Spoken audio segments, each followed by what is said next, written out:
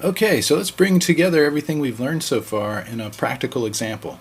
So you can see here I have imported the Pirate PSD file that we looked at in an earlier lesson. I've imported that to the project, and I have the Pirate composition open and ready to go. So let's get started.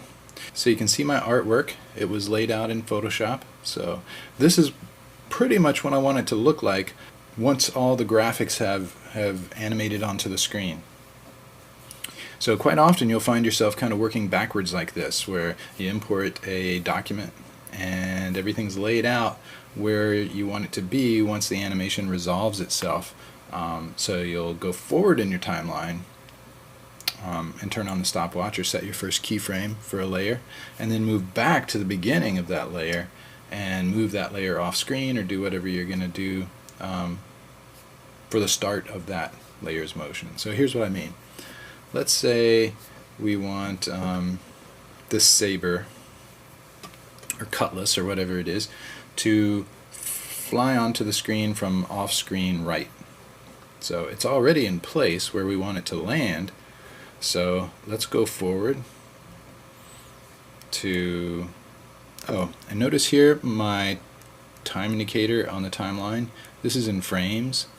If you don't feel comfortable working in frames and you'd rather work in SMPTE timecode, you can command click on that, and notice now it changed to, this is feet and frames. People who come from a film background are used to thinking about time in terms of feet of film. So I'll command click it again, and there we go. Now we're back to our normal, video SMPTE timecode. Okay, so we want to work with the saber. Here's a tip. We've got lots of layers here in this, and so right now we just want to focus on the saber. So what I like to do is solo the layer that I'm working on, and you can see the solo switch down here in the timeline. It's the switch that has the label that looks like a little, just a little circle. That's the solo switch. So if I click that switch next to the cutlass,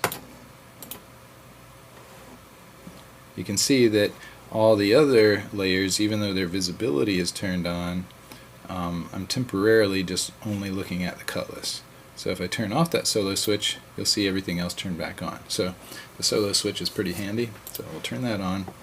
And like I said, this is where we want the last keyframe for the cutlass to be. This is where we want it to land. So I'm going to go forward in my timeline to about 1 second. So I just clicked on the go to time and typed 1 second in, hit enter, and my time indicator has jumped right to 1 second. And the first thing I want to animate is the position. So we'll hit P. We'll turn on the stopwatch.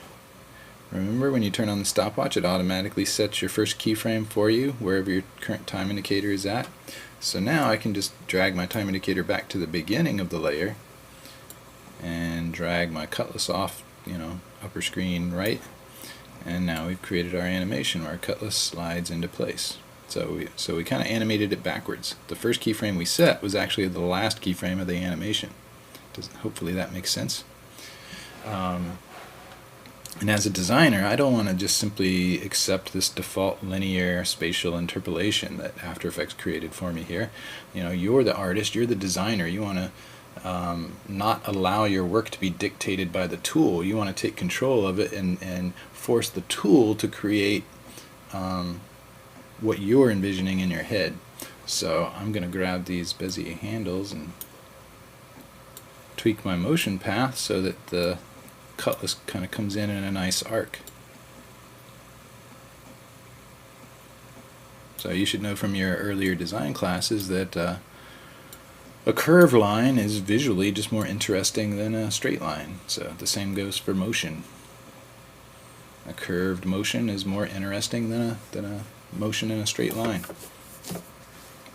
Okay, but we can make this even more interesting. I also want to animate the rotation of the cutlass.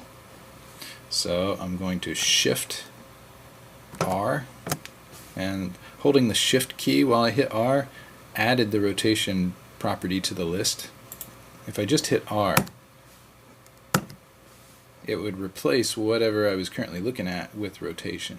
But if I already had position up and I wanted to see rotation and the position at the same time, I hit Shift R.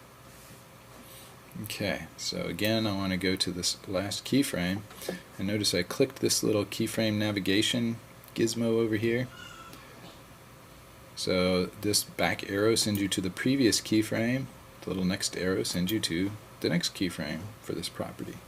So it's a real quick way to navigate through your keyframes. So I'm going to click the stopwatch for rotation. Again, we'll go back to the beginning of the comp, the beginning of the layer, and I'll rotate the sword back so it kind of swings down, as almost as if an invisible hand is wielding this sword and slashing down with it. And since I rotated it back, we can probably pull it in more.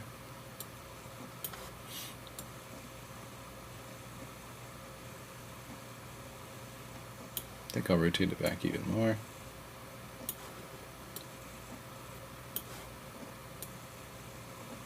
Okay, so I'm starting to like the way that feels. So it's not just sliding in, it's also kind of swinging as it slides in. It's swinging down. We can also give a little bit of depth to this too, so that this layer isn't just kind of sliding around on a two-dimensional plane. If we set some scale keyframes to have it start a little bit larger and then scale down, it would feel kind of like it's moving back in Z space, like it's kind of moving past the camera a little bit. So again, I'll go to the second set of keyframes, hit Shift S, click the stopwatch for scale. So we've locked in the scale value at that frame. Then I'll go back to the beginning of the comp and we'll scale it up a little bit. And I know I said earlier that you want to avoid overscaling a layer above 100%. In this case, the saber is moving as it scales down, so it's going to be a little bit harder for us to see any pixelization. Also, what we're going to do is use this amazing, incredible feature in After Effects called motion blur.